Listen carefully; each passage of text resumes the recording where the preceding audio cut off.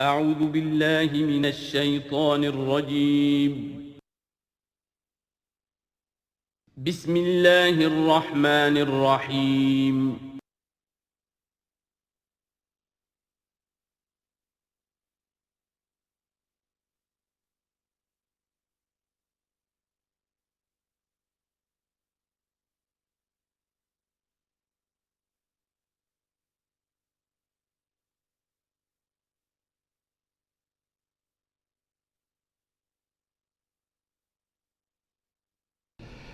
اعوذ باللہ من الشیطان الرجیم بسم اللہ الرحمن الرحیم وَاعْلَمُوا أَنَّمَا غَنِمْتُم مِّن شَيْءٍ فَأَنَّ لِلَّهِ خُمُسَهُ وَلِلرَّسُولِ وَلِذِي الْقُرْبَى وَالْيَتَامَى وَالْمَسَاكِينِ وَابْنِ السَّبِيلِ إِن كُنتُمْ آمَنتُم بِاللَّهِ وَمَا أَنزَلْنَا عَلَىٰ عَبْدِنَا يَوْمَ الْفُرْقَانِ يَوْمَ الْتَقَى الْجَمْعَانِ وَاللَّهُ عَلَىٰ كُلِّ شَيْءٍ قَدِيرٌ صدق اللہ العظیم۔ اب یہاں وہ مال غنیمت کا حکم بیان ہو رہا ہے۔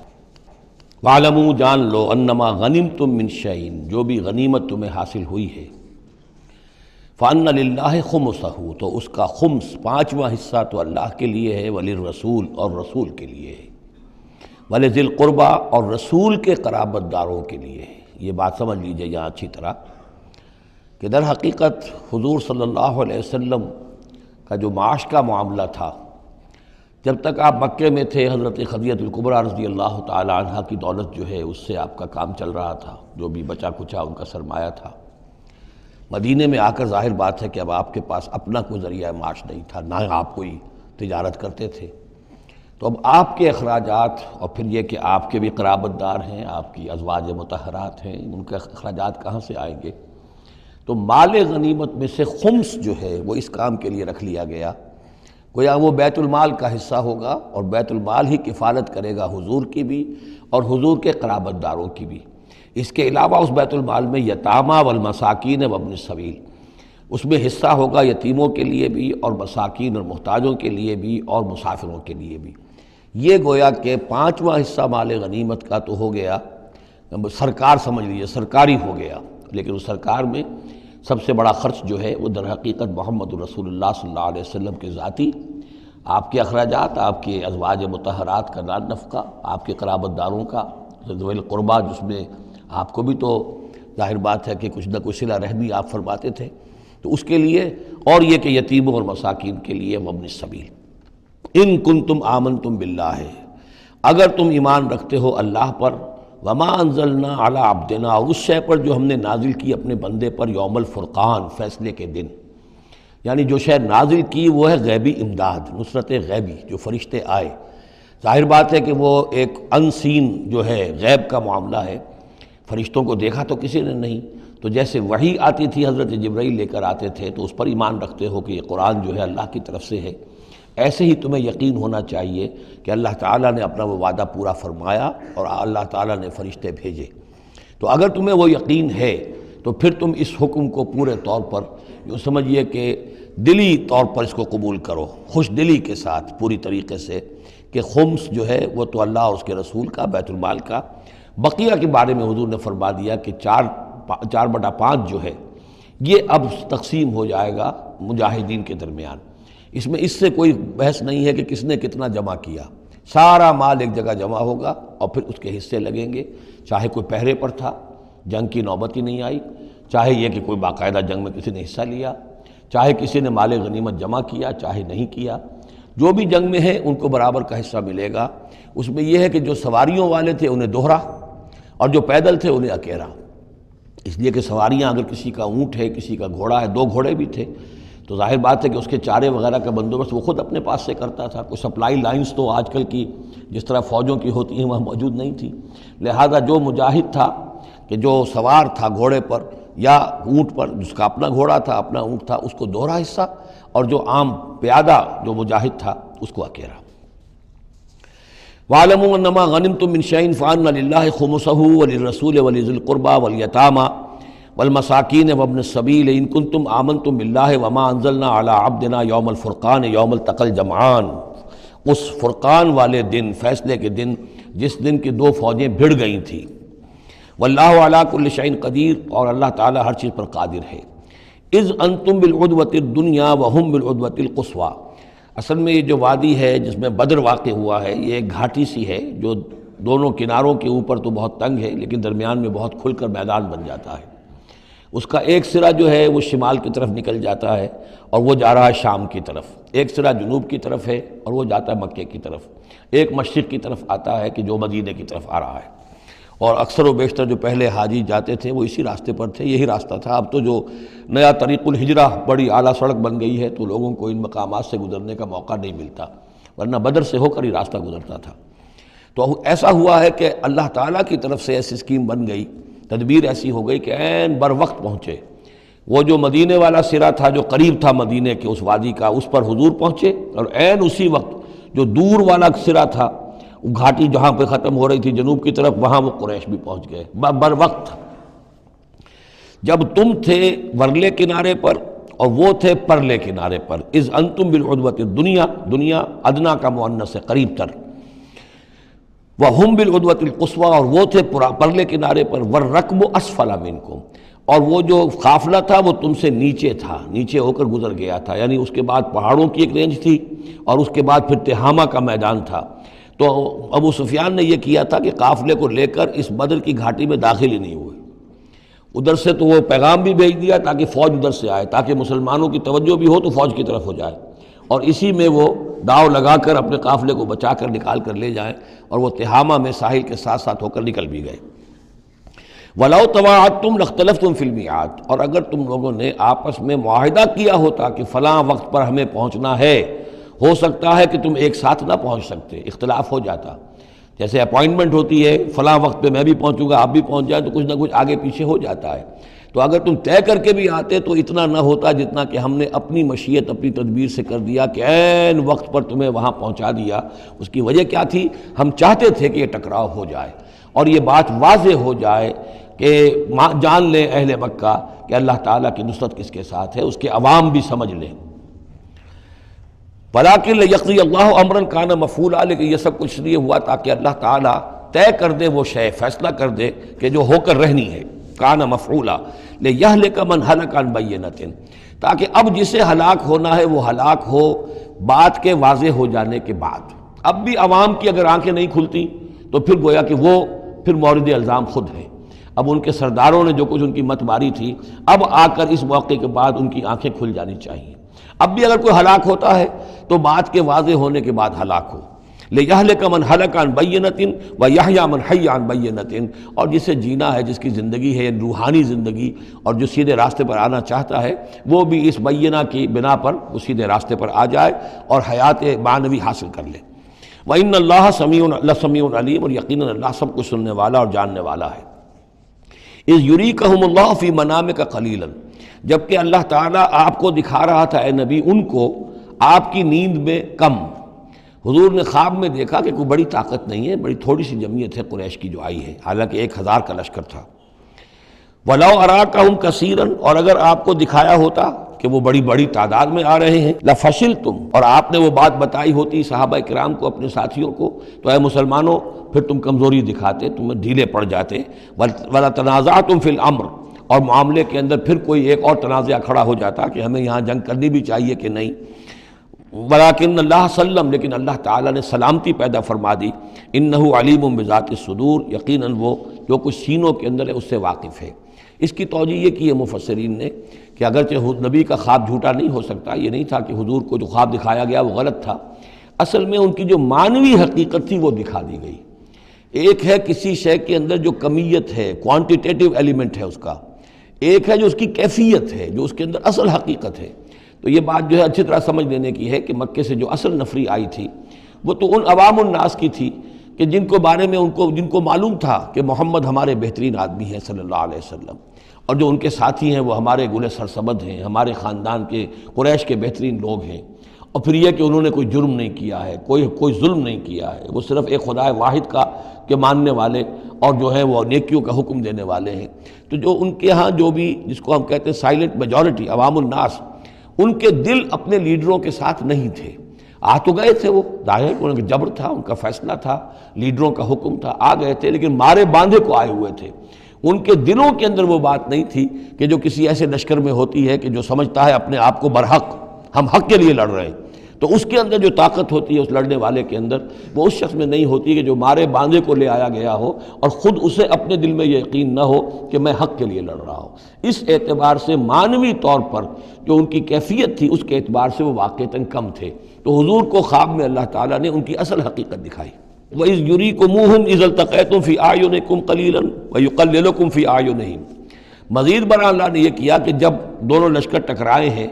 تو ایسی کیفیت پیدا کر دی کہ مسلمانوں کو بھی وہ تھوڑے لگ رہے تھے کہ کوئی زیادہ لوگ نہیں ہیں، اور انہیں بھی مسلمان تھوڑے نظر آ رہے تھے۔ یعنی یہ کہ ہر صورت اللہ نے ایسی بنا دی تھی کہ جنگ ہو اور ڈٹ کر ہو،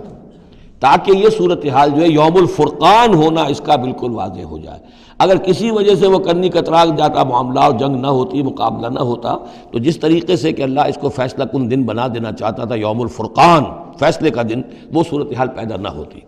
لِيَقْضِيَ اللَّهُ أَمْرًا كَانَ مَفْعُولًا، تاکہ اللہ پورا کر دے اس معاملے کو کہ جو ہونے والا ہی تھا۔ وَإِلَى اللَّهِ تُرْجَعُ الْأُمُورُ، اور تمام معاملات بالآخر تو اللہ ہی کی طرف لوٹا دیے جائیں گے۔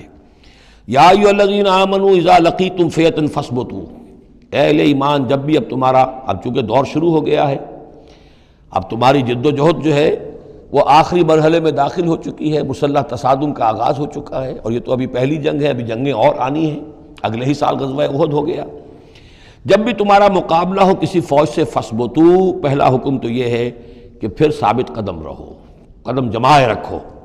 دوسرا حکم وَاذْكُرُوا اللَّهَ كَثِيرًا، اور اللہ کا ذکر کرو کثرت کے ساتھ، لعلکم تفلحون، تاکہ تم فلاح پاؤ۔ تمہاری جو طاقت ہے وہ اللہ تعالیٰ کے بھروسے پر ہے۔ وَاصْبِرْ وَمَا صَبْرُكَ إِلَّا بِاللَّهِ، ایک بندہ مومن کا صبر جو ہے وہ اللہ کے بھروسے پر ہے، لہٰذا اللہ یاد رہے گا، اللہ کے ساتھ قلبی تعلق، روحانی تعلق استوار ہوگا تو تم ثابت قدم رہو گے، اور اگر اللہ کے رشتہ ٹوٹ گیا، قلبی رشتہ، روحانی رشتہ، تو پھر تمہارے اندر جان نہیں ہوگی۔ اور تیسرا حکم لعلکم تفلحون، تاکہ تم مراد پاؤ، اور تیسرا حکم اطیعوا اللہ ورسولہ، اور دیکھو تیسرا حکم یہ ہے کہ جو ڈسپلن ہے اس کی پابندی کرو، حکم مانو اللہ کا اور اس کے رسول کا۔ اب ویسے تو یہاں اللہ کا حکم بھی کہا گیا ہے، لیکن ظاہر بات ہے کہ وہاں تو ہر وقت جو حکم آتا تھا وہ رسول کا حکم آتا تھا، اس لیے کہ قرآن بھی آ رہا ہے تو رسول کی زبان سے ادا ہو رہا ہے، اور رسول اپنی جانب سے اپنی اجتہاد کے تحت، اپنی رائے کے تحت، اپنی تدبیر کے تحت کوئی رائے دے رہے ہیں تو ابھی حضور کی زبان مبارک سے ادا ہو رہا ہے۔ تو ویسے کہنے کو یہ اللہ اور اس کے رسول کی اطاعت کرو، لیکن عملاً وہ رسول اطاعت بن جاتی ہے۔ بمصطفیٰ برساں خویش را کہ دی ہمہ اوست، واطیعوا اللہ ورسولہ ولا تنازعوا، اور دیکھو آپس میں جھگڑو نہیں۔ یہی وہ الفاظ آئے ہیں جو سورہ آل عمران میں ہم پڑھ چکے ہیں۔ وَلَقَدْ صَدَقَكُمُ اللَّهُ وَعْدَهُ إِذْ تَحُسُّونَهُمْ بِإِذْنِهِ حَتَّىٰ إِذَا فَشِلْتُمْ وَتَنَازَعْتُمْ فِي الْأَمْرِ وَعَصَيْتُمْ مِن بَعْدِ مَا أَرَاكُم مَّا تُحِبُّونَ۔ اب یہ ایک سال بعد ہونے والا ہے، یہ ایک سال پہلے ان سے کہا جا رہا ہے نظم کی پابندی کرو، اطاعت رسول پر کاربند رہو، ولا تنازعوا، اختلاف نہ کرو، جھگڑا نہ ڈالو، فتفشلوا، تو تم ڈھیلے پڑ جاؤ گے، وتذهب ريحكم، اور تمہاری ہوا اکھڑ جائے گی، واصبروا، اور ثابت قدم رہو، ان اللہ مع الصابرین، یقیناً اللہ تعالیٰ صابروں کے ساتھ ہے، اللہ کی نصرت، تائید اہل صبر کے ساتھ ہے۔ ولا تکونوا کالذین خرجوا من دیارہم بطرا ورئاء الناس، ان لوگوں کے مانند نہ ہو جانا کبھی جو نکلے تھے اپنے گھروں سے اتراتے ہوئے، اینٹتے ہوئے، اکڑتے ہوئے لوگوں کو دکھانے کے لیے۔ یہ وہ قریش کا لشکر جب چلا ہے تو ابو جہل نے جو بھی ساز و سامان کیا تھا اس کے لیے ڈھول ڈھمک کا بھی تھا، اور اس کے ساتھ جو ہے ہر طرح کا لاؤ لشکر، تو وہ تو جا رہے تھے بالکل اس خیال سے کہ فتح ہماری ہے ہی ہے اور ہم مسل کر رکھ دیں گے، جیسے مچھر کو مسل دیا جاتا ہے، یہ مسلمان ہیں ہی کتنے۔ وہ جو ہے خوب اپنے شان و شوکت کا مظاہرہ کرتے ہوئے جا رہے تھے۔ وَيَصُدُّونَ عَن سَبِيلِ اللَّهِ، اور حقیقت کیا تھی کہ اللہ کے راستے سے روک رہے تھے۔ وَاللَّهُ بِمَا يَعْمَلُونَ مُحِيطٌ، اور جو کچھ وہ کر رہے تھے اللہ اس کا احاطہ کیے ہوئے تھا، اللہ کے قابو سے باہر جانے والی ان کی کوئی تدبیر نہیں تھی۔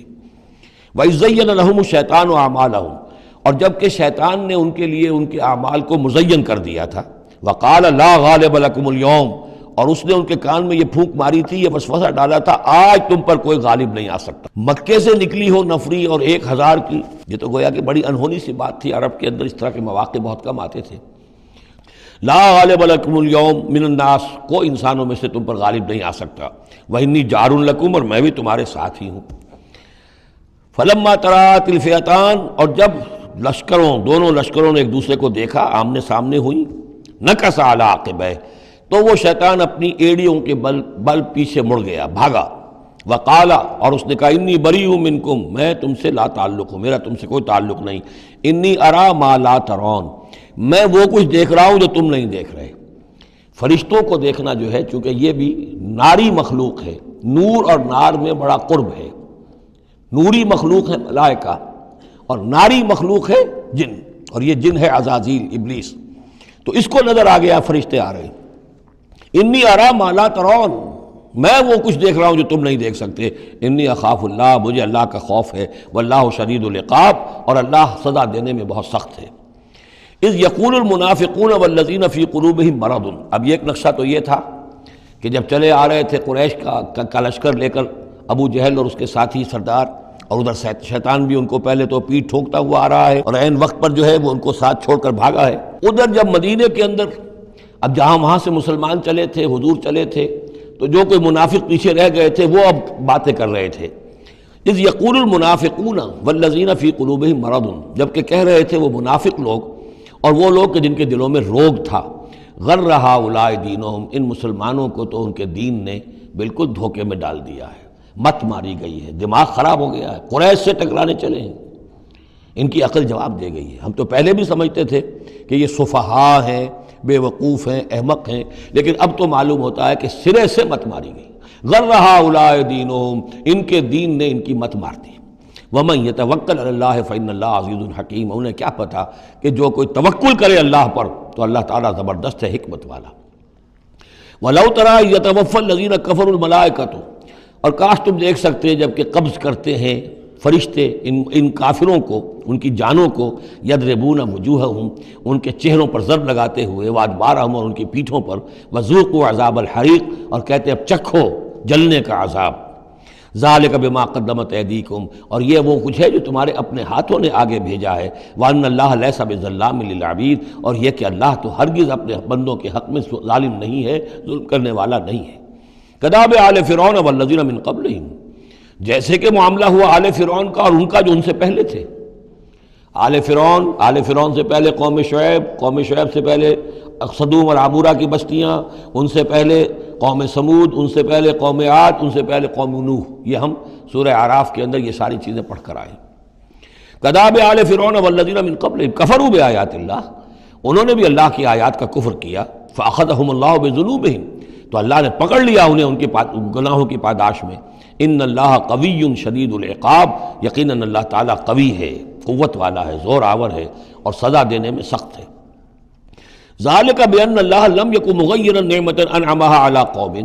حتی یغیروا ما بانفسہم، یہ اس لیے ہے کہ اللہ تعالیٰ کا یہ طریقہ نہیں ہے کہ کوئی نعمت جو اس نے کسی قوم کو دی ہو اس میں تغیر کر دے جب تک کہ وہ قوم اپنے اندر کی کیفیت کو متغیر نہ کر دے۔ یعنی یہ ہر قوم جو اٹھی تھی اسی شکل میں اٹھی تھی کہ اللہ تعالیٰ نے ایک نبی بھیجا، جیسے کہ قوم ہود ختم ہوئی تو حضرت ہود اور ان کے ساتھیوں کے ذریعے سے ایک نئی قوم وجود میں آئی جو آگے چل کر سمود کہلائی۔ تو یہ لوگ کون تھے؟ یہ لوگ تھے جن کو اللہ نے نعمت دی تھی، انعام دیا تھا، احسان کیا تھا، ایمان انہیں ملا تھا، لیکن جب انہوں نے اپنی اس نعمتوں کو بدل دیا، کفر کی روش پر آ گئے، توحید کی پگڈنڈی چھوڑ کر، توحید کی شاہراہ کو چھوڑ کر شرک کی پگڈنڈیوں پہ مڑ گئے، تو پھر اللہ تعالیٰ کی نعمت بھی تبدیل ہو جاتی ہے، اللہ تعالیٰ نعمت سلب کر لیتا ہے، انعام کی جگہ پر اللہ کا عذاب آ جاتا ہے۔ ذالک بان اللہ لم یکن مغیرا نعمۃ انعمها علی قوم حتی یغیروا ما بانفسہم، یہی ہے جو مضمون آگے بھی آئے گا سورہ رعد میں بھی، اور اس کو پھر یہ کہ اردو میں بھی ایک شعر میں لوگوں نے پیش کیا ہے کہ خدا نے آج تک اس قوم کی حالت نہیں بدلی، نہ ہو جس کو خیال آپ اپنی حالت کے بدلنے کا۔ قوموں کے اپنے اندر کے حالات بدلتے ہیں تو پھر تقدیر بدلتی ہے، صرف خواہش سے، وشفل تھنکنگ سے، امانی سے کوئی بات نہیں ہوا کرتی۔ اور قوم ظاہر بات ہے کہ افراد پر مشتمل ہوتی ہے، پہلے کچھ افراد بدلیں گے، ان کے اندر قلب ماہیت ہوگی، ان کا باطن بدلے گا، ان کی سوچ، ان کے نظریات، ان کے خیالات، ان کے مقاصد، ان کی دلچسپیاں، ان کی امنگیں تبدیل ہو جائیں گی۔ یہ اندر کے بدلے ہوئے لوگ جو ہیں جب کثیر تعداد میں ہوں گے تو پھر یہ مل جل کر زور لگائیں گے، طاقت لگائیں گے، معاشرے کو بدل دیں گے، اور پھر یہ اس طریقے سے کہ انقلاب آئے گا۔ چون بجاں در رفت جہاں دیگر شود، جہاں چو دیگر شد جہاں دیگر شود، جب یہ قرآن کسی کے اندر اتر جاتا ہے اس کے اندر ایک تبدیلی آ جاتی ہے، بالکل بدل جاتا ہے انسان اندرونی طور پر، اور یہ اندرونی تبدیلی ہے جو عالمی انقلاب تک ممتد ہو سکتی ہے۔ وَأَنَّ اللَّهَ سَمِيعٌ عَلِيمٌ، اللہ سب کچھ سننے والا جاننے والا ہے۔ کداب آل فرعون، جیسے کہ دستور تھا یا ہوا معاملہ آل فرعون کا، والذین من قبلہم، اور جو ان سے پہلے تھے، کذبوا بآیات ربہم، انہوں نے اپنے رب کی آیات کو جھٹلایا، فأہلکناہم بذنوبہم، تو ہم نے ان کو ہلاک کر دیا ان کے گناہوں کی پاداش میں، وأغرقنا آل فرعون، اور آل فرعون کو ہم نے غرق کر دیا، وکل کانوا ظالمین، اور یہ سب کے سب ظالم تھے۔ ان شر الدواب عند اللہ الذین کفروا فہم لا یؤمنون، بدترین چوپائے اللہ کے نزدیک یہی لوگ ہیں، اللہ کے نزدیک جو کفر کرتے ہیں اور وہ ایمان نہیں لاتے۔ یعنی وہی جو آیت ہم پڑھ چکے ہیں سورہ اعراف میں کہ یہ لوگ انسان نظر آتے ہیں، حقیقت میں انسان نہیں ہیں۔ لہم قلوب لا یفقہون بہا ولہم اعین لا یبصرون بہا ولہم آذان لا یسمعون بہا اولئک کالانعام بل ہم اضل،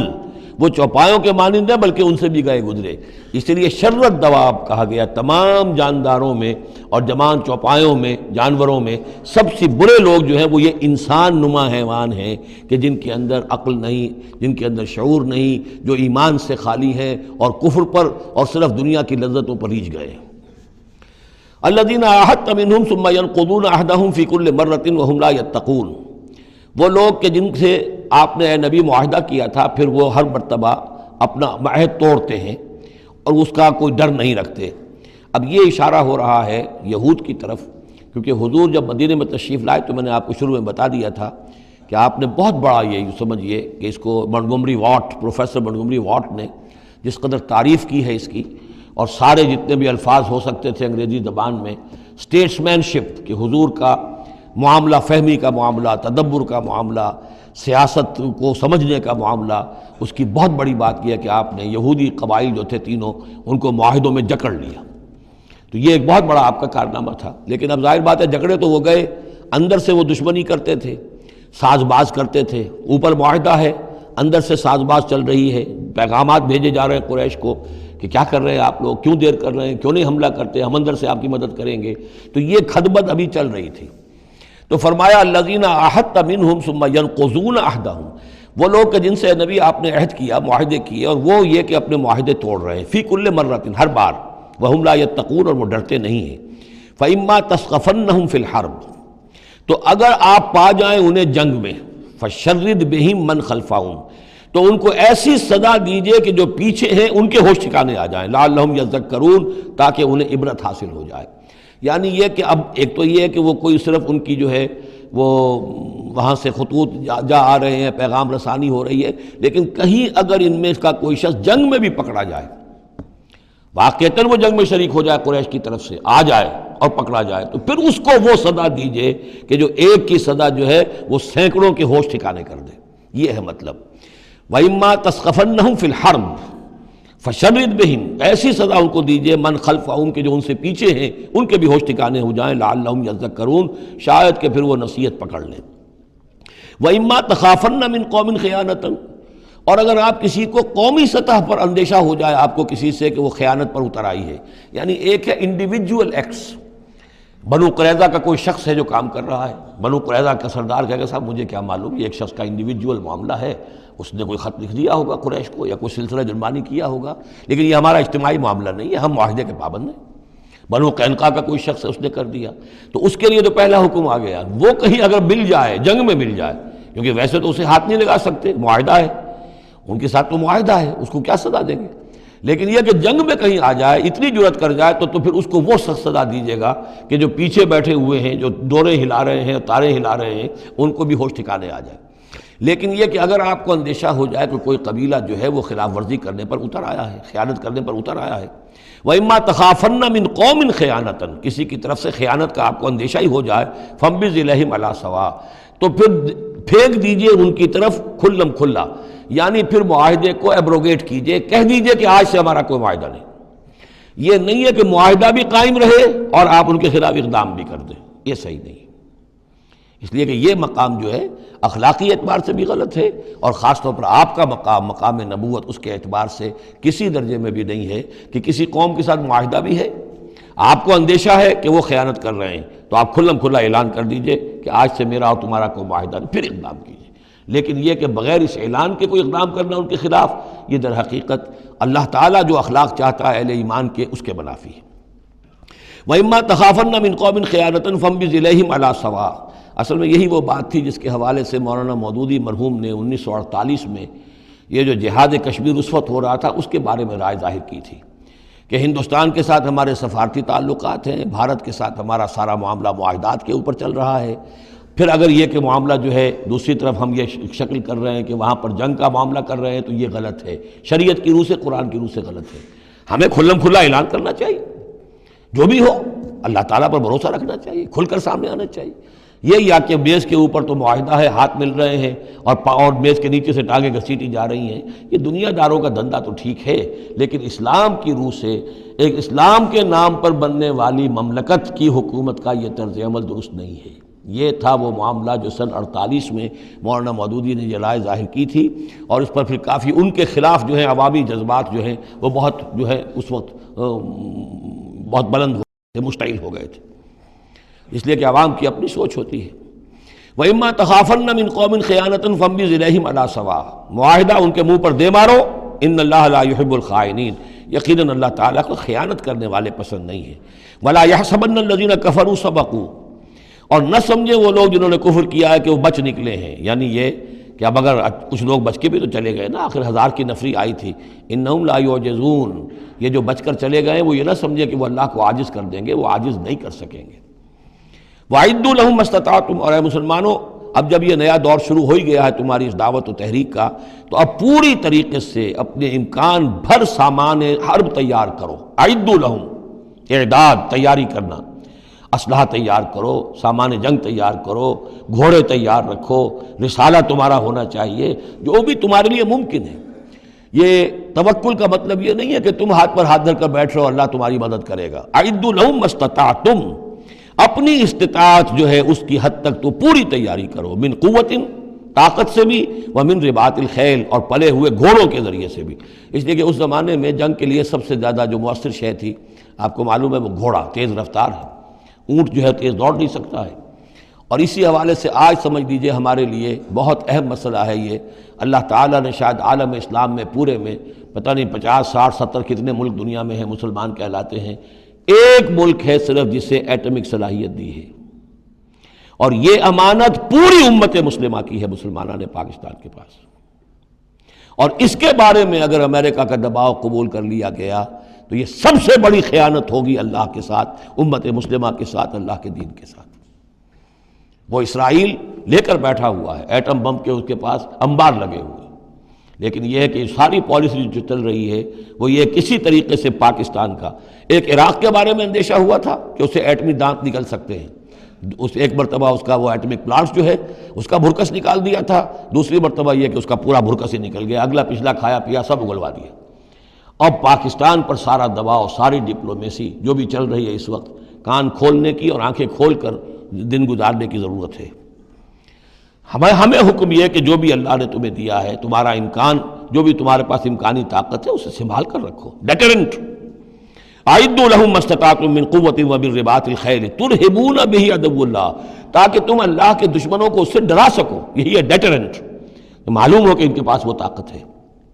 وعدوکم، اور اپنے دشمنوں کو بھی ڈرا سکو، وآخرین من دونہم، ایک تو ہے اللہ کے دشمن اور تمہارے دشمن ایک اور بھی ہیں جو ان کے سوا ہیں، ان کے پرے ہیں، انہیں تم نہیں جانتے، لا تعلمونہم اللہ یعلمہم، اللہ انہیں جانتا ہے، یعنی وہ مارے آستین منافقین ہیں، یہ تمہاری اپنی آستینوں کے اندر بیٹھے ہوئے ہیں، تمہیں پتہ بھی نہیں ہے کہ وہ لوگ بھی در حقیقت ففتھ کالمسٹ عنصر ہے کہ جو در حقیقت تمہاری تباہی چاہتا ہے، بربادی چاہتا ہے۔ وما تنفقوا من شیء، اب ظاہر بات ہے کہ اگر ساز و سامان فراہم کرنا ہے، اسلحہ فراہم کرنا ہے، اور ساز و سامان کے لیے جو ہے گھوڑے تیار کرنے ہیں تو انفاق کرنا پڑے گا۔ انفقوا مما رزقناکم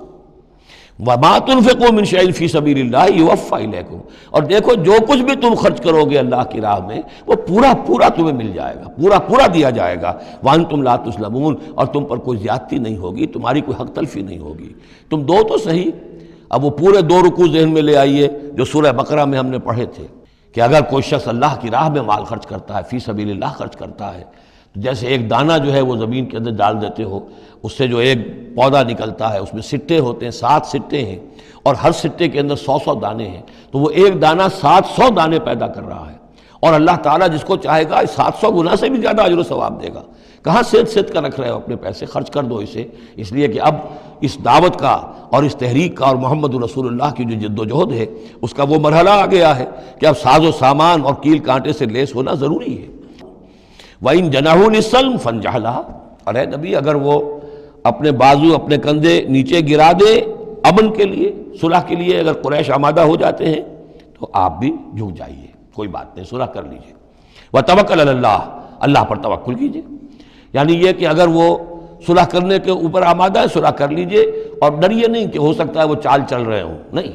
صلح کا جواب صلح سے دیجئے، لیکن یہ کہ اللہ پر توکل کیجئے، وَهُوَ السَّمِيعُ العليم، وہ سب کچھ إِنَّهُ هُوَ السَّمِيعُ العليم، یقیناً وہ سب کچھ سننے والا اور جاننے والا ہے۔ وَإِن يُرِيدُوا أَن يَخْدَعُوكَ، اور اگر وہ چاہتے ہو کہ آپ کو دھوکہ دے دیں، فَإِنَّ حَسْبَكَ اللَّهُ، تب بھی آپ نہ گھبرائیں، آپ کے لیے اللہ کافی ہے، اللہ کی طرف سے ضمانت ہے۔ هُوَ الَّذِي أَيَّدَكَ بِنَصْرِهِ وَبِالْمُؤْمِنِينَ، وہی تو ہے اللہ جس نے اے نبی آپ کی مدد کی ہے اپنی نصرت سے اور اہل ایمان کے ذریعے۔ یہ ذرا نوٹ کیجئے، اللہ نے محمد کی مدد کی ہے اہل ایمان کے ذریعے، یعنی اللہ تعالیٰ کا یہ فضل ہوا محمد رسول اللہ صلی اللہ علیہ وسلم پر کہ ایسے صحابہ عطا فرمائے جو مخلص تھے، کہ جہاں آپ کا پسینہ گرا وہاں انہوں نے اپنی خون کی ندیاں بہا دیں۔ حضرت موسیٰ کو ایسے ساتھی میسر نہیں آئے، کیا حال تھا جبکہ ان کو کہا گیا اللہ کی راہ میں جنگ کرو، اور ان کا فضل بنتا وربک فقاتل انا ہاؤنا قاعدون، جاؤ تم جاؤ، ہم بیٹھے ہیں یہاں۔ رب انی لا املک الا نفسی واخی فافرق بیننا وبین القوم الفاسقین۔ یہاں یہ ہوا تھا جب دوسری مرتبہ مقام صفرا پر جب ہوئی ہے جو مشاورت، اور وہ بڑی یوں سمجھیے کہ کانٹے کی مشاورت تھی، وہاں بھی کچھ لوگ زور دے رہے تھے مسلسل کہ چلیے ہمیں چلنا چاہیے پہلے قافلے کی طرف، وہ تو آپ کو سیرت کی کتابوں میں پڑھنا ہوگا، لیکن یہ ہے کہ اس وقت حضور کا منشا یہ تھا، آپ بار بار کہ اچھا آپ اور لوگ مشورہ دیں، اور لوگ بھی مشورہ دیں۔ حضرت مقداد نے کھڑے ہو کر یہی بات کہی رضی اللہ تعالیٰ عنہ، اے نبی آپ ہمیں موسیٰ کے ساتھی نہ سمجھیے جنہوں نے کہہ دیا تھا فَاسْتَبَنْتَ وَرَبُّكَ فَقَاتِلَ إِنَّا هَاهُنَا قَاعِدُونَ، ہم آپ کے ساتھی ہیں، آپ جو حکم دیں ہم حاضر ہیں۔ حضرت ابوبکر نے تقریر کی، حضرت عمر نے تقریر کی، حضور دیکھ رہے ہیں انصار کا کیا منشا ہے، ان کی کیا رائے ہے۔ پھر کھڑے ہوئے حضرت سعد، انہوں نے کہا ہے کانک تعنینا یا رسول اللہ، اے اللہ کے رسول شاید آپ کا روح سخن ہماری جانب ہے، شاید اس وجہ سے کہ ہمارا جو معاہدہ ہوا تھا بیعت عقبہ ثانیہ میں وہ یہ تھا کہ اگر مدینے پر حملہ ہوگا تو ہم آپ کی حفاظت کریں گے، شاید یہ گمان ہے آپ کا۔ فَإِنَّا آمَنَّا بِكَ وَصَدَّقْنَاكَ، ہم آپ پر ایمان لا چکے، ہم نے آپ کی تصدیق کی، ہم نے آپ کو اللہ کا رسول مانا، اب ہمارے پاس کوئی آپشن نہیں ہے۔ خدا کی قسم اگر آپ اپنا گھوڑا سمندر میں ڈال دیں گے ہم بھی آپ کے پیچھے اپنی سواریاں سمندر میں ڈال دیں گے، اور خدا کی قسم اگر آپ ہمیں کہیں گے ہم اپنی اونٹیوں کو دبلا کر دیں گے برق الغماد تک جا پہنچیں گے، یعنی یمن کا شہر ہے برق الغماد، وہاں تک پہنچ جائیں گے چاہے ہماری اونٹنیاں لاغر ہو جائیں۔ اس کے بعد حضور کا چہرہ کھل اٹھا کہ انصار کی طرف سے بھی ان کے ایک رئیس نے یہ بات کہی ہے، پھر آپ نے کہا چلو اب بدر کی طرف۔ تو یہ اللہ تعالیٰ نے گویا کہ حضور کی مدد کی ہے اہل ایمان سے۔ هو الذی ایدک بنصرہ، ایک تو اللہ کی مدد آئی آسمان سے، فرشتے آئے، اور ایک وبالمؤمنین، اور اہل ایمان کے ذریعے سے آپ کی مدد کی ہے۔ من انصاری الی اللہ، کون ہے میرا مددگار اللہ کی راہ میں۔ وَأَلَّفَ بَيْنَ قُلُوبِهِمْ، اور ان اہل ایمان کے دلوں میں اللہ نے محبت پیدا کر دی۔ لَوْ أَنفَقْتَ مَا فِي الْأَرْضِ جَمِيعًا مَا أَلَّفْتَ بَيْنَ قُلُوبِهِمْ، ارے نبی اگر آپ دولت کے ذریعے سے محبت پیدا کرتے کہ لوگوں کو زیادہ زیادہ ان کے دل کی نرمی کے لیے، تالیف قلب کے لیے جو ہے پیسے دیے جائیں، اگر زمین کی ساری دولت بھی آپ خرچ کر دیتے تو ان میں یہ تالیف، یہ الفت پیدا نہیں ہو سکتی تھی۔ وَلَٰكِنَّ اللَّهَ أَلَّفَ بَيْنَهُمْ، یہ تو اللہ تعالیٰ ہی نے ان کے مابین یہ الفت پیدا کر دی ہے۔ یہ ہم سورہ آل عمران میں بھی پڑھ چکے ہیں کہ تمہارا معاملہ جو ہے اِذْ كُنْتُمْ أَعْدَاءً فَأَلَّفَ بَيْنَ قُلُوبِكُمْ فَأَصْبَحْتُمْ بِنِعْمَتِهِ إِخْوَانًا، آیت نمبر 103 ہے سورہ آل عمران کی۔ وَكُنْتُمْ عَلَىٰ شَفَا حُفْرَةٍ مِّنَ النَّارِ فَأَنقَذَكُم مِّنْهَا كَذَٰلِكَ يُبَيِّنُ اللَّهُ لَكُمْ آيَاتِهِ لَعَلَّكُمْ تَهْتَدُونَ، تم تو تباہی کے آگ کے گڑھے کے کنارے تک پہنچ چکے تھے۔ وَلَٰكِنَّ اللَّهَ أَلَّفَ بَيْنَهُمْ إِنَّهُ عَزِيزٌ حَكِيمٌ، یقیناً وہ زبردست ہے حکمت والا۔ یا ایھا النبی حسبک اللہ ومن اتبعک من المؤمنین، اے نبی آپ کے لیے اللہ کافی ہے اور وہ کہ جو پیروی کر رہے ہیں آپ کی اہل ایمان میں سے۔ ایک ترجمہ تو اس کا یہ ہوگا، یعنی جو اگر اوپر والی آیت کے ساتھ اس کو جوڑے، ایک یہ بھی ہو سکتا ہے اے نبی اللہ کافی ہے آپ کے لیے بھی اور جو آپ کی پیروی کرنے والے ہیں مسلمان ان کے لیے بھی، ان کے لیے بھی اللہ کفایت کرتا ہے، ان کی مدد کے لیے، ان کو سہارا دینے کے لیے۔ تو یہ ایسی کنسٹرکشن ہے جملے کی کہ دونوں معنی لیے جا سکتے ہیں۔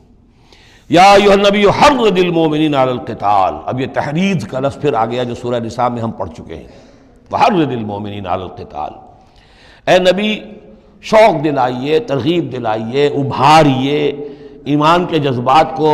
ذرا اپیل کیجئے اہل ایمان کے کہ وہ قتال پر آمادہ ہوں۔ یہ میں آپ کو بتا چکا ہوں کہ اعلان عام اس طریقے کا کہ فرض ہے جنگ میں نکلنا ہر مسلمان کے لیے، یہ صرف تبوک میں ہوا سن 9 میں جا کر۔ پورے 9 برس تک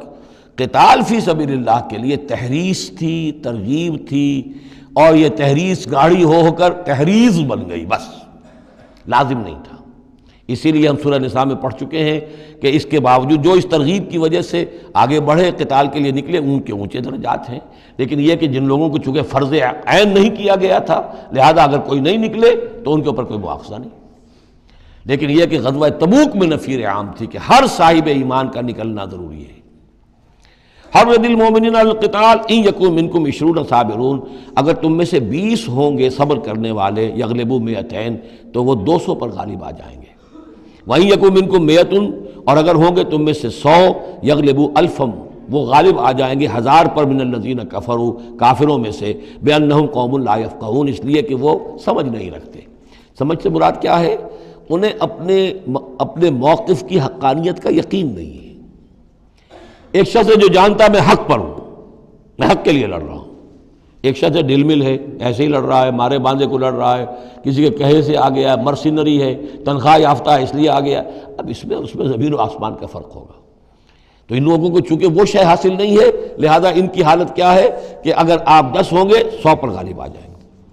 لیکن اس کے بعد جو اگلی آیت آ رہی ہے وہ گویا کہ اس کی کچھ عرصے کے بعد یقیناً نازل ہوگی جو یہاں شامل کر دی گئی۔ الآن خفف اللہ عنکم، اب اللہ نے تم پر سے تخفیف کر دی ہے، وعلم ان فیکم ضعفا، اور اللہ کے علم میں ہے یہ بات کہ تمہارے اندر کچھ کمزوری آ گئی ہے۔ لیکن یہ کمزوری کیسے آئی ہے اس کو سمجھ لینا چاہیے۔ سابقون الاولون مہاجرین اور انصار کے اندر کوئی کمزوری نہیں آئی معاذ اللہ، ابو بکر اور عمر میں یا سعد بن معاذ میں رضی اللہ تعالیٰ عنہ مجمعین، ان میں کوئی کمزوری نہیں آئی۔ لیکن جو نئے مسلمان آ رہے تھے جن کی ابھی تربیت نہیں ہوئی تھی، اوسط گر رہا ہے۔ ظاہر بات ہے جو نئے لوگوں کی تعداد بڑھ رہی ہے، جن کی تربیت اتنی نہیں ہوئی ہے،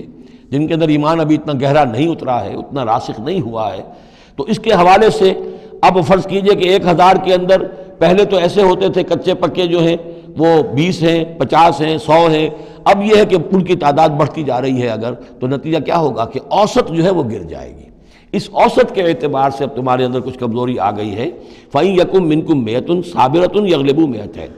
اب بھی یہ ہے کہ اگر تمہارے اندر 100 ہوں گے کہ جو صبر کرنے والے ہوں گے وہ 200 پر غالب آ جائیں گے۔ وَإِن يَكُن مِّنكُم 1000 اور اگر تم میں سے 1000 ہوں گے، يَغْلِبُوا 2000 بِإِذْنِ اللَّهِ تو وہ 2000 پر غالب آ جائیں گے اللہ کے اذن سے۔ وَاللَّهُ مَعَ الصَّابِرِينَ اور یقیناً اللہ صبر کرنے والوں کے ساتھ ہے۔ مَا كَانَ لِنَبِيٍّ أَن يَكُونَ لَهُ أَسْرَىٰ، اب یہ ایک اور بہت نازک معاملہ ہوا جو غزوہ بدر کے بعد کہ وہ جو 70 قیدی پکڑے گئے ان کا کیا کیا جائے۔ جو قریش کے 70 قیدی، اب اس کی ایک شکل تو یہ تھی، مشاورت کی حضور نے، حضرت ابو بکر کی ایک رائے تھی، حضور کی اپنی رائے بھی وہی تھی، اس لیے کہ جو مزاج حضور کا تھا، آپ شفیق، نرم، رؤوف، رقیق القلب، یہی معاملہ حضرت ابو بکر کا تھا۔ حضرت عمر تھے سخت، اشدہم فی امر اللہ عمر، حضرت عمر کی یہ رائے تھی کہ ان سب کو قتل کر دینا چاہیے، اگر ہم نے فدیہ لے کر یا معاف کر دیا ویسے ہی چھوڑ دیا یہ پھر دوبارہ آئیں گے، کفر کو تقویت حاصل ہوگی۔ تو اس کو تو جب تک کہ کفر کی کمر ٹوٹ نہ جائے، یہ سانپ جو ہے جب تک کہ پوری طرح کچلا نہ جائے اس وقت تک جو ہے ہمیں کوئی نرمی نہیں کرنی چاہیے، بلکہ وہ اس حد تک تھے کہ ہم میں سے یہ جو قیدی آئے ہیں جو ان کے قریب ترین عزیز ہوں، بس مہاجرین کے اندر وہ لوگ موجود تھے، قریش کے جو لوگ پکڑے گئے ہیں تو مہاجر جو تھے یہاں صحابہ کرام وہ بھی تو قرشی تھے، تو اپنے قریب ترین عزیزوں کو اپنے ہاتھ سے قتل کریں، یہ حضرت عمر کی رائے تھی۔ حضور صلی اللہ علیہ وسلم کی رائے اور حضرت ابوبکر کی رائے بھی یہ تھی کہ نہیں، نرمی کی جائے، فدیہ لے کر چھوڑ دیا جائے۔ فیصلہ ہو گیا، اس پر عمل ہو گیا، لیکن پھر جو یہ آیت اتری ہے یہ پھر بہت سخت ہے، اس میں اس فیصلے کو غلط قرار دیا گیا، اگرچہ فیصلہ ہو گیا ٹھیک ہے، لیکن یہ کہ اس کے اوپر گرفت ہوئی ہے کہ یہ نہیں ہونا چاہیے تھا۔ یہ مضمون بنیادی طور پر یہ سورہ محمد میں آئے گا صلی اللہ علیہ وسلم، اور وہاں تفصیل کے ساتھ اس کی پوری بات آ چکی ہے، اور چونکہ سورہ محمد سورہ بقرہ سے بھی پہلے نازل ہو چکی تھی، سورۃ القتال، اس حوالے سے یہ بات جو ہے بہت اہم ہے کہ اس میں یہ قاعدہ قانون آ چکا تھا، اس کے باوجود اس بات کا ہو جانا یہ گویا کہ ایک طرح سے ایک کوتاہی ہوئی ہے، وقتی طور پر نظر انداز ہو گیا اللہ تعالیٰ کا مستقل حکم۔ ما کان لنبی ان یکون لہ اسریٰ، کسی نبی کے لیے یہ جائز نہیں ہے کہ اس کے پاس قیدی ہوں، حتی یسخن فی الارض، جب تک کہ زمین کے اندر خوب خونریزی نہ ہو لے، یعنی باطل کی کمر نہ توڑی جا چکی ہو، اس وقت تک قیدی رکھنا، قیدی رکھنے کا مطلب تو ہے کہ وہ زندہ رہیں گے، آج نہیں تو کل انہیں چھوڑنا پڑے گا، آپ چھوڑیں گے ان کو، وہ پھر کفر کی تقویت کا باعث بنیں گے۔ تريدون عرض الدنیا، تم دنیا کا ساز و سامان چاہتے ہو، یعنی فدیہ ملے گا، مال ملے گا۔ اب یہ ظاہر بات ہے کہ نہ حضور کی یہ نیت ہو سکتی تھی معاذ اللہ، اور نہ حضرت ابوبکر کی، لیکن اللہ تعالیٰ کا معاملہ ہے، جب وہ اپنے نبیوں کے اوپر بھی کبھی گرفت کرتا ہے تو بظاہر الفاظ بڑے سخت ہوتے ہیں، بظاہر بڑے سخت ہوتے ہیں، تو اس کے اندر وہ سختی موجود ہے۔ ظاہر بات ہے کہ یہ بات نہ حضور کے لیے نہ حضرت ابوبکر کے لیے۔ تريدون عرض الدنیا، تم دنیا کا سامان چاہتے ہو، واللہ یرید الآخرہ، اللہ کے پیش نظر آخرت ہے۔ سورہ محمد کی آیت نمبر 4 میں یہ پورا قانون آئے گا، ہم وہاں پڑھ لیں گے۔ واللہ عزیز حکیم، اور اللہ تعالی عزیز اور حکیم ہے۔ لولا کتاب من اللہ سبقہ، اگر نہ ہوتی بات اللہ کی طرف سے جو پہلے سے آ چکی تھی، یعنی سورہ محمد کی آیت نمبر 4، اس میں ایک امکان نکلتا تھا اس کی تعبیر کا، اگرچہ تعبیر کے اندر میرے نزدیک غلطی ہوئی ہے، لیکن پھر بھی ایک اس کے اندر امکان موجود تھا جس کو کہ استعمال کیا ہے محمد الرسول اللہ صلی اللہ علیہ وسلم سے۔ لولا کتاب من اللہ سبقہ، اگر یہ اللہ تعالیٰ کی طرف سے بات پہلے سے طے نہ ہو چکی ہوتی، لمسکم فیما اخذتم عذاب عظیم، تو جو کچھ تم نے یہ فدیہ وغیرہ لیا ہے اس پر تم پر بڑا سخت عذاب آتا۔ قانون ہم سورہ محمد میں پڑھیں گے کہ وہ کیا تھا، اور اس کی انٹرپریٹیشن کے اندر یہاں حضور نے کس جگہ سے گنجائش نکالی۔ دیکھیے ہوتا یہ ہے کہ آپ کا رجحان نرمی کا ہے تو آپ ایک ہی بات کے اندر سے نرم پہلو نکال لیں گے، جیسے کہ میں نے عرض کیا تھا کہ جو لوگ کے سنتے ہیں الذین یستمعون القول فیتبعون احسنہ، وہ لوگ کہ جو کسی بات کو سن کر پھر پیروی کرتے ہیں اس میں سے بہترین کی، جو بھی اس میں اعلیٰ ترین درجہ ہے اس تک پہنچنے کی کوشش کرتے ہیں۔ لیکن طبیعت کے اندر جو نرمی تھی تو اس نرمی کی وجہ سے حضور نے اس کے اندر ایک اپنے لیے گنجائش نکال لی، لیکن چونکہ اس آیت کے اندر وہ گنجائش واقعتاً موجود ہے، لہذا فرمایا اگر وہ نہ ہوا ہوتا، لولا کتاب من اللہ سبقہ، اگر وہ آیت پہلے نازل نہ ہو چکی ہوتی، لمسکم فیما اخذتم عذاب عظیم، تو تم پر جو بھی تم نے لیا ہے یہ فدیہ وغیرہ اس پر تم پر بڑی سخت پکڑ ہوتی اور عذاب آتا۔ روایات میں آتا ہے کہ حضور بھی اور حضرت ابوبکر بھی دونوں پھر اس آیت کے نزول کے بعد روتے رہے ہیں کہ ہم سے یہ خطا ہوئی ہے۔ بہرحال خطا اجتہادی ہے، کوئی غلط اس طرح کی نہیں ہے کہ کسی صریح حکم کی خلاف ورزی کی گئی ہو، وہ یہ ہے کہ جو بھی اس میں رعایت رکھی گئی تھی اس کو آپ نے اپنے اجتہاد سے اس کے اندر سے جو بھی نرمی کا پہلو تھا وہ نکال دیا۔ فَكُلُوا مِمَّا غَنِمْتُمْ حَلَالًا طَيِّبًا، تو اب کھاؤ جو تمہیں ملا ہے غنیمت۔ غنیمت میں وہ بھی ہے جو عین جنگ کے موقع پر مال غنیمت ملا، اور جو فدیہ اب مل رہا ہے وہ بھی غنیمت ہے۔ حلالًا طیبہ، کھاؤ، اس میں کوئی اب تمہیں ہچکچاہٹ نہ ہو،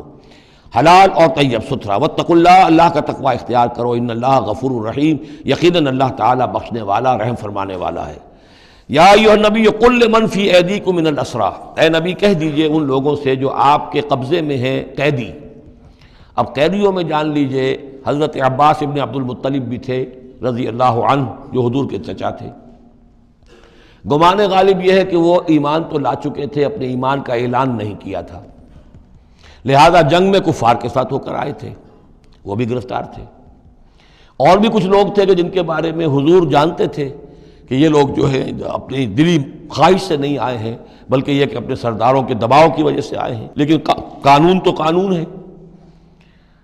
تو اس طریقے کا معاملہ جب ہوا ہے، اور پھر حضور کے اپنے اقدامات، وہ قیدی ہیں ابو العاص، ان کی بڑی صاحبزادی زینب رضی اللہ تعالی عنہ نے پھر ان کے لیے اپنا وہ ہار بھیجا ہے جو حضرت خدیجہ نے انہیں شادی کے موقع پر دیا تھا۔ تو یہ ایسی کیفیات ہیں، ہم جب پڑھتے ہیں ان چیزوں کے تو ہمارے لیے تو ایک تعلق جو ہے وہ ایک ماضی کی تاریخ کے قصوں کی ہے۔ وہاں تو یہ خونی رشتے بھی تھے، تعلقات بھی تھے، ایک ہی خاندان ہے، ایک ہی قبیلہ ہے، اسی کے لوگ آئے ہوئے ہیں۔ تو اب حضور کے دل میں جو ہے اس وقت سنا یہ ہے کہ جب رات کے وقت کراہ رہے تھے حضرت عباس، انہیں باندھا ہوا تھا، سخت ظاہر بات ہے قیدیوں کو جکڑا ہوا ہے رسیوں کے اندر، تو ان کے جو کچھ اتنا بند تھے کہ سخت تھے، وہ جو بند تھے جن میں بندھے ہوئے تھے کہ کراہ رہے تھے، تو حضور نے کہا تمام قیدیوں کے بند ڈھیلے کر دو۔ یہ نہیں کہا کہ صرف عباس کا بند ڈھیلا کر دو، بلکہ آپ نے ان کی کراہنے کی آواز سن کر پھر آپ نے فرمایا سب کے بند ڈھیلے کرو، اتنا سخت ان کو نہ باندھو۔ تو اس طرح کا معاملہ جو ہے اس کو ذہن میں رکھیے۔ یا ایھا النبی قل لمن فی ایدیکم من الاسریٰ، کہہ دیجئے ان سے جو آپ کے ہاتھ میں اب قیدی ہیں، ان یعلم اللہ فی قلوبکم خیرا، دیکھو اگر جو کچھ تمہارے دلوں میں ہے اللہ کے علم میں ہے کہ وہ خیر ہے،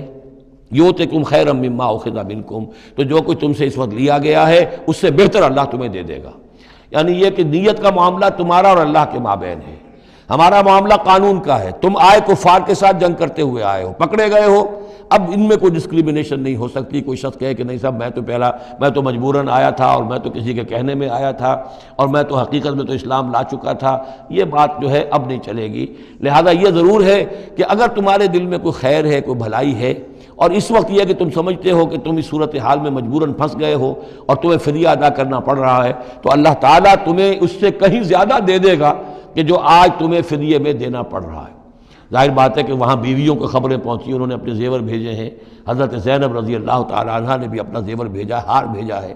اور حضور کے آنکھوں میں آنسو آ گئے جب آپ نے وہ ہار دیکھا، حضرت خدیجہ کا ہار رضی اللہ تعالی عنہ۔ وہ پوری زندگی جو آپ کی گزری تھی حضرت خدیجہ کے ساتھ، وہ ساری آنکھوں میں نگاہوں کے سامنے آ گئی، جو ان کی وفاداری تھی اور جو انہوں نے خدمت کی تھی، وفا شعاری کی تھی۔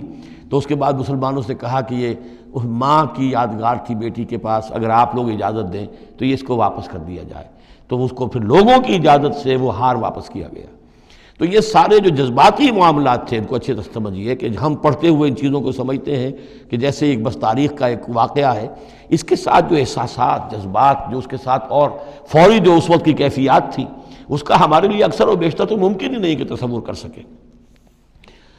یا ایھا النبی قل لمن فی ایدیکم من الاسریٰ، اے نبی کہہ دیجئے ان لوگوں سے جو آپ لوگوں کے قبضے میں ہیں اس وقت، ان قیدیوں میں سے، ان یعلم اللہ فی قلوبکم خیرا، اگر اللہ کے علم میں ہے کہ تمہارے دل میں خیر ہے، یؤتکم خیرا مما اخذ منکم، تو جو کچھ تم سے لیا گیا ہے اللہ اس سے بہتر تمہیں دے دے گا، ویغفر لکم، اور تمہیں بخش دے گا، واللہ غفور الرحیم، اور اللہ غفور الرحیم ہے۔ وَإِن يُرِيدُوا خِيَانَتَكَ، اور اگر یہ آپ سے خیانت کرنا چاہیں، جھوٹ بول رہے ہوں، جھوٹی قسمیں کھا رہے ہوں کہ ہمارے ساتھ تو معاملہ یوں ہو گیا تھا اور ایسے آ گئے تھے، فقد خان اللہ من قبل، تو پھر یہ پہلے اللہ سے بھی خیانتیں کرتے رہے ہیں، فامکنا منکم منہم فامکنا منکم، اللہ تعالیٰ نے ان کو پکڑوا دیا، واللہ علیم الحکیم، اللہ حکیم اور علیم ہے۔ اب یہ یوں سمجھیے کہ کنکلوڈنگ آیات ہے سورہ مبارکہ کی، ان الذین آمنوا وہاجروا وجاہدوا باموالہم وانفسہم فی سبیل اللہ والذین آووا ونصروا اولئک بعضهم اولیاء بعض، یقیناً وہ لوگ جو ایمان لائے اور جنہوں نے ہجرت کی اور جہاد کیا اپنے اموالوں اور جانوں کے ساتھ اللہ کی راہ میں، اور وہ لوگ جنہوں نے انہیں پناہ دی اور ان کی مدد کی، اولئک بعضهم اولیاء بعض، یہ وہ لوگ ہیں کہ جو ایک دوسرے کے ساتھی ہیں، رفیق ہیں۔ یہ آپ نے بات سمجھ لی۔ اس وقت تک مسلمان معاشرہ جو ہے یہ دو حصوں میں علیحدہ علیحدہ منقسم تھا، مہاجرین، انصار۔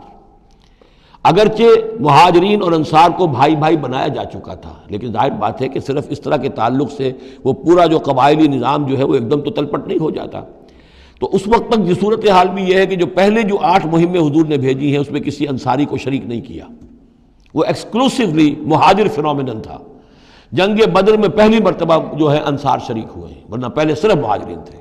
لہذا وہ پہلی آیت جو ہے ان الذین آمنوا، وہ لوگ جو ایمان لائے، وہاجروا، انہوں نے مکے سے ہجرت کی، مدینے آ گئے، وجاہدوا باموالہم وانفسہم فی سبیل اللہ، اور انصار مدینہ تو اب جہاد میں شریک ہوئے ہیں، یہ 1.5 سال سے اس جہاد میں پہلے سے چلے آ رہے ہیں کہ پوری 8 مہمیں جو پہلے کی ہیں وہ ایکسکلوسیو جو ہیں وہ صرف مہاجرین نے کی ہیں۔ وجاہدوا باموالہم وانفسہم فی سبیل اللہ، یہ ایک طبقہ ہو گیا، ایک جماعت ہو گئی۔ والذین آووا، اور انصار کی شان کیا ہے؟ انہوں نے انہیں جگہ دی، پناہ دی، اپنے گھر تقسیم کر دیے، اپنی دکانیں تقسیم کر دیں، اور اس طریقے سے مسلمانوں کے لیے اپنے دلوں میں بھی اور اپنے گھروں میں بھی پوری جگہ پیدا کی۔ اولئک بعضهم اولیاء بعض، انہوں نے مدد بھی کی، یہ سب ایک دوسرے کے ساتھی ہیں۔ والذین آمنوا ولم یہاجروا، اور وہ لوگ کہ جو ایمان لائے لیکن ہجرت نہیں کی، ما لکم من ولایتہم من شیء، تمہارا ان کے ساتھ اب کوئی تعلق نہیں۔ آگے چل کر سورہ نساء میں جو بعد میں نازل ہوئی ہیں، پڑھ چکے ہم پہلے، ان میں تو یہ ہے کہ وہ کافر اور منافق قرار دیا گیا، ان کے ساتھ وہی سلوک کرو جو کافروں کے ساتھ ہے، انہیں پکڑو اور قتل کرو، الا یہ کہ کسی ایسی قبیلے سے ہوں جن کے ساتھ تمہارا معاہدہ ہو، وہ پورا قانون وہاں آ گیا ہے۔ لیکن یہاں بھی پہلی بات بتا دی گئی، اب کوئی ولایت باہمی تمہاری ان کے ساتھ نہیں ہے۔ یعنی فرض کیجئے کوئی شخص کہتا ہے میں تو ایمان لا چکا تھا، مجبوراً آئے تھے لیکن ہجرت کیوں نہیں کی؟ جب ہجرت نہیں کی تو اب تمہارا شمار ہوگا انہی لوگوں کے ساتھ جن کے ساتھ تم جنگ کر کے آئے ہو۔ تم یہ نہیں کہہ سکتے کہ میرا تعلق جو ہے اہل ایمان سے شمار کیا جانا چاہیے۔ والذین آمنوا ولم یہاجروا ما لکم من ولایتہم من شیء، تو کوئی تمہاری ان سے رفاقت نہیں ہے، کوئی تعلق نہیں ہے، کوئی عہد نہیں ہے، کوئی قول و قرار نہیں ہے۔ یہ آیت بھی معلوم ہوتا ہے کہ انہی جو اسیر تھے غزوہ بدر کے، انہی کی طرف اصل میں روح سخن ہے۔ حتیٰ یہاجروا، جب تک کہ وہ ہجرت نہ کریں۔ ہاں اب واپس جائیں، فدیہ دے کر جائیں، پھر ہجرت کر کے آ جائیں تو ٹھیک ہے، پھر وہ مسلمانوں میں سے ہوں گے، تمہارے بھائی ہوں گے، تمہارے حمایتی ہوں گے اور تم ان کے حمایت کرو گے۔ وَإِنِ اسْتَنصَرُوكُمْ فِي الدِّينِ، اور وہ لوگ کہ جو ایمان تو لائے لیکن ہجرت نہیں کی، اپنے اپنے قبیلوں میں رہے یا مکے میں رہے، اگر وہ تم سے مدد مانگے دین میں، فَعَلَيْكُمُ النَّصْرُ، تو اے مسلمانوں تم پر واجب ہے ان کی مدد کرنا۔ إِلَّا عَلَىٰ قَوْمٍ بَيْنَكُمْ وَبَيْنَهُمْ مِيثَاقٌ، سوائے اس کے کہ وہ کسی ایسی قوم سے تعلق رکھتے ہوں کہ جن کے تمہارے درمیان کوئی معاہدہ ہے۔ اگر کوئی قبیلہ ہے کہ جس کے ساتھ حضور نے معاہدہ کیا ہوا ہے صلح کا، اور وہاں کوئی مسلمان ہے اور وہ ہجرت تو کر نہیں رہا، وہاں سے وہ مدد کی درخواست کرتا ہے کہ میری مدد کی جائے، تو اس کے خلاف اس کی مدد نہیں کی جائے گی، اس لیے کہ قوم کے ساتھ معاہدہ ہے۔ واللہ بما تعملون بصیر، اور جو کچھ تم کر رہے ہو اللہ اسے دیکھ رہا ہے۔ والذین کفروا بعضهم اولیاء بعض، اور وہ لوگ جنہوں نے کفر کیا وہ ایک دوسرے کے ساتھی ہیں، ایک دوسرے کے حمایتی ہیں، ایک دوسرے کے پشت پناہ ہیں۔ عرب قبائلی معاشرے کے اندر یہ جو ولایت کا معاملہ ہوتا تھا، اس میں پھر یہ ذمہ داریاں بھی آتی تھیں۔ کسی کے اوپر تاوان پڑ گیا ہے تو جو اس کے ولی ہیں، جو اس کے حلیف ہیں، ان کو بھی تاوان میں سے حصہ پھر دینا پڑتا تھا۔ کوئی قیدی ہو گیا ہے، اسے کوئی فدیہ دینا ہے، تو جو اس کے حلیف ہیں، جب اس کے گھر والے بھی وہ فدیے کے لیے رقم جمع کریں گے تو وہ حلیف بھی اس کے اندر اپنا حصہ ڈالیں گے۔ تو یہ تو معاشرے کے اندر جو قبائلی معاشرہ ہوتا ہے یہ چیزیں ہوتی ہیں۔ تو یہاں فرما دیا گیا جو کافر ہیں وہ ایک دوسرے کے حلیف ہیں، جو اہل ایمان ہیں وہ ایک دوسرے کے حلیف ہیں، لیکن اہل ایمان میں سے جو ہجرت نہیں کرتے وہ اہل ایمان کے حلیف نہیں ہیں، بلکہ وہ تو انہی کافروں کے ساتھ شمار ہوگا ان کا جن کے ہاں وہ رہ رہے ہیں۔ البتہ یہ کہ اگر وہ مدد طلب کریں تمہیں مدد کرنی ہوگی، بشرطے کہ ان کے قبیلے سے تمہارا کوئی معاہدہ نہ ہو۔ الا تفعلوہ، اگر تم ان چیزوں کو پابندی نہ کرو، ایک مسلمان ہے وہاں سے اس نے خط لکھ دیا ہے کہ مجھے یہاں ستایا جا رہا ہے، حالانکہ اس قبیلے سے آپ کا معاہدہ اور آپ چڑھ دوڑے اس قبیلے کے اوپر، تو یہ معاملہ نہیں چلے گا دنیا کے اندر۔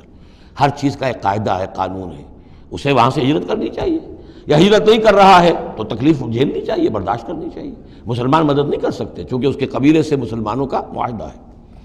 الا تفعلوہ، اگر یہ قواعد و ضوابط پیش نظر نہیں رکھو گے، ان کی پابندی نہیں کرو گے، تکن فتنۃ، تو پھر تو یہ ہے کہ فساد برپا ہو جائے گا، فتنہ پھیلے گا، فی الارض و فساد کبیر، اور بہت بڑی جو ہے بدامنی ہو جائے گی۔ اب وہ آیت آگے جس کا میں نے ذکر کیا تھا، والذین آمنوا وہاجروا وجاہدوا فی سبیل اللہ والذین آووا ونصروا اولئک ھم المؤمنون حقا۔ اب ان دو طبقات کو جمع کر دیا گیا، والذین آمنوا وہاجروا وجاہدوا فی سبیل اللہ والذین آووا ونصروا، ویسے یہ کہ وہ لوگ جو ایمان لائے اور جنہوں نے ہجرت کی اور جنہوں نے جہاد کیا اللہ کی راہ میں، یعنی یہ مہاجرین، والذین آووا، اور وہ انصار مدینہ جنہوں نے انہیں پناہ دی، انہیں جگہ دی، انہیں اکوموڈیٹ کیا، والذین آووا ونصروا، اور نصرت کی، اولئک ھم المؤمنون حقا لہم مغفرۃ ورزق کریم، ان کے لیے مغفرت ہے اور رزق کریم ہے۔ تو مومن حقیقی کی تعریف یہاں پر جو آئی ہے دو حصوں میں بٹ کر، وہ میں چاہتا ہوں کہ پھر اچھی طریقے سے آپ سمجھ لیں، انتہائی اہم بات ہے یہ۔ ایک مسلمان کے لیے بنی الاسلام علی خمس، 5 چیزیں ہیں کلمہ شہادت، نماز، روزہ، حج، زکوٰۃ۔ لیکن حقیقی مومن ہونے کے لیے دو چیزیں اور بڑھیں گی، صرف شہادت نہیں، یقین قلبی، اور نماز، روزہ، حج، زکوٰۃ کے ساتھ جہاد فی سبیل اللہ۔ گویا کہ 7 چیزیں ہوں گی، 7 شرطیں پوری ہوں گی تو ایک شخص بندہ مومن کہلائے گا۔ یہ تعریف ہے کہ جو سورہ الحجرات کی آیت نمبر 14-15 میں آئی۔ وہاں پہلے فرمایا قالت الاعراب آمنا قل لم تؤمنوا ولکن قولوا اسلمنا ولما يدخل الايمان في قلوبكم۔ یہ بدو کہہ رہے ہیں ہم ایمان لے آئے، اے نبی ان سے کہہ دیجئے تم ایمان نہیں لائے ہو، بلکہ یوں کہو کہ ہم مسلمان ہو گئے، ہم نے اطاعت قبول کر لی ہے، ابھی تک ایمان تمہارے دلوں میں داخل نہیں ہوا۔ اب اگلی آیت میں پھر اسی سیاق کے اندر اگلی آیت میں مومن کون ہے؟ انما المؤمنون الذين آمنوا بالله ورسوله ثم لم يرتابوا۔ مومن تو وہ ہیں جو ایمان لائیں اللہ پر، اس کے رسول پر، پھر شک نہ باقی رہے، یقین بن جائے۔ اور دوسرے وجاہدوا باموالہم وانفسہم فی سبیل اللہ، اور وہ جہاد کریں اللہ کی راہ میں اپنی جانوں اور مالوں کے ساتھ۔ اولئک ھم الصادقون، صرف وہ سچے ہیں۔ اس کو میں نے پرکار سے تشبیہ دی تھی۔ اب اگر وہ دل میں یقین ہے تو اس کی کیا کیفیات پیدا ہو جائیں گی؟ دلی یقین کی کیفیات وہ شروع میں آ گئی ہیں۔ انما المؤمنون الذین اذا ذکر اللہ وجلت قلوبہم۔ اہل ایمان تو وہ ہیں حقیقت میں کہ جب اللہ کی یاد کرتے ہیں، اللہ کا ذکر ہوتا ہے، ان کے دل لرز اٹھتے ہیں۔ وَإِذَا تُلِيَتْ عَلَيْهِمْ آيَاتُهُ زَادَتْهُمْ ایمانا، جب ان کو اللہ کی آیات پڑھ کر سنائی جاتی ہیں ان کے ایمان میں اضافہ ہوتا ہے۔ وَعَلَىٰ رَبِّهِمْ يَتَوَكَّلُونَ، ان کا توکل، ان کا بھروسہ کل کا کل اللہ کی ذات پر ہے۔ الذین یقیمون الصلاۃ ومما رزقناہم ینفقون، اور وہ لوگ جو نماز قائم کرتے ہیں اور انفاق کرتے ہیں اللہ کی راہ میں اس میں سے جو ہم نے دیا۔ اولئک ھم المؤمنون حقا، یہ ہے سچے مومن، پکے مومن۔ لیکن یہ مومن کی شخصیت کی تصویر کا ایک رخ ہے۔ بدقسمتی سے ہمارے ہاں یہ 2 رخ علیحدہ ہو گئے ہیں۔ معاملہ یہ ہے کہ یہ ہے ایک ورق، اس ورق کا ایک صفحہ یہ ہے، ایک صفحہ یہ ہے، یہ انسیپریبل ہے، صفحات کو جدا نہیں کر سکتے آپ۔ ورق ایک ہے، اس کا ایک رخ یہ ہے صفحہ، ایک رخ یہ ہے صفحہ۔ مومن کی شخصیت کا ایک صفحہ، اس کی تصویر کا ایک رخ یہ ہے، دل میں یقین ہے، اللہ کی یاد کرتا ہے، دل لرزتا ہے، آیات قرآنی پڑھتا ہے یا سنتا ہے، دل میں ایمان بڑھتا ہے، ہر معاملے میں توکل، اس کا بھروسہ اللہ کی ذات پر ہے، نماز قائم کیے ہوئے ہے، زکوٰۃ ادا کرتا ہے، اللہ کی راہ میں خرچ کرتا ہے۔ یہ شخصیت کا ایک رخ ہو گیا، اولئک ھم المؤمنون حقا۔ لیکن یہ ایک رخ ہے، اور دوسرا رخ کیا ہے؟ والذین آمنوا وہاجروا وجاہدوا فی سبیل اللہ والذین آووا ونصروا اولئک ھم المؤمنون حقا۔ اور وہ لوگ جو ایمان لائے، جنہوں نے ہجرت کی، جنہوں نے جہاد کیا اللہ کی راہ میں، اور وہ لوگ جنہوں نے انہیں جگہ دی، پناہ دی اور ان کی مدد کی، یہ ہے مومن سچے۔ تو تصویر کے ان دونوں رخوں کو جوڑیے، یہ ہے اصل میں جو آج کی ضرورت ہے۔ صحابہ کرام کی شخصیتوں میں یہ دونوں رخ تھے۔ جیسے زوال آیا ہمارے ہاں، اڑائے کچھ ورق لالے نے، کچھ نرگس نے، کچھ گل نے، چمن میں ہر طرف بکھری ہوئی ہے داستاں میری، دین کے حصے بکھرے ہو گئے، کوئی حلقے ذکر کے ہیں تو ان کو جہاد وغیرہ سے کوئی غرض نہیں، کوئی جہادی تحریکیں ہیں تو ان کے اندر جو ہے وہ دوسری کیفیات نہیں۔ اس طرح کے معاملات جو ہے تقسیم ہو چکے ہیں۔ جب تک کہ یہ مکمل شخصیتیں وجود میں نہیں آئیں گی، یہ ظاہر بات ہے صحابہ کی کمیت کے اعتبار سے تو وہاں تک نہیں پہنچ سکتے، لیکن ان کا عکس تو ہو، اس طرح کی کیفیت متوازن طریقے پر۔ اگر 25% ادھر ہے 25% ادھر بھی ہو، 10% ادھر ہے 10% ادھر بھی ہو، لیکن ایک ہی طرف 70% ہو جائے، دوسری طرف 0 ہو، وہ معاملہ گڑبڑ ہے۔ یہ دونوں جو رخ ہے شخصیت کے، ان کو جمع کرنے کی ضرورت ہے۔ اولئک ھم المؤمنون حقا لہم مغفرۃ ورزق کریم، ان کے لیے مغفرت ہے اور رزق کریم ہے۔ اللہم ربنا اجعلنا منہم، اللہم ربنا اجعلنا منہم والذین آمنوا من بعد وہاجروا وجاہدوا، اور جو لوگ بعد میں ایمان لائے یا لائیں گے اور ہجرت کریں، جہاد کریں، وجاہدوا معکم، تمہارے ساتھ ہو کر جہاد کریں، فاولئک منکم، تو اے مسلمانوں وہ تم ہی میں سے ہیں، تمہاری جماعت، تمہاری امت حزب اللہ کے حصے ہوں گے۔ وَأُولُو الْأَرْحَامِ بَعْضُهُمْ أَوْلَىٰ بِبَعْضٍ فِي کتاب اللہ، البتہ اللہ کا جو قانون ہے، جو شریعت ہے، مثلا جو وراثت کا معاملہ ہے، اس کا تعلق جو اولو الارحام کے ساتھ ہے۔ یہ جو بھائی چارہ تھا اس کے بنا پر وراثت نہیں ہے، وراثت ہوگی وہی جو رحمی رشتے ہیں جن کے بنا پر کہ وراثت کا قانون بنا دیا گیا۔ اولو الارحام بعضهم اولی ببعض فی کتاب اللہ، اللہ کی شریعت کے ضابطے کے قانون میں بہرحال جو رحمی رشتے ہیں وہ یقیناً مقدم ہیں۔ ان اللہ بکل شیء علیم، یقیناً اللہ تعالی ہر چیز کا علم رکھتا ہے۔ بارک اللہ لی ولکم فی القرآن العظیم ونفعنی وإیاکم بالآیات والذکر الحکیم۔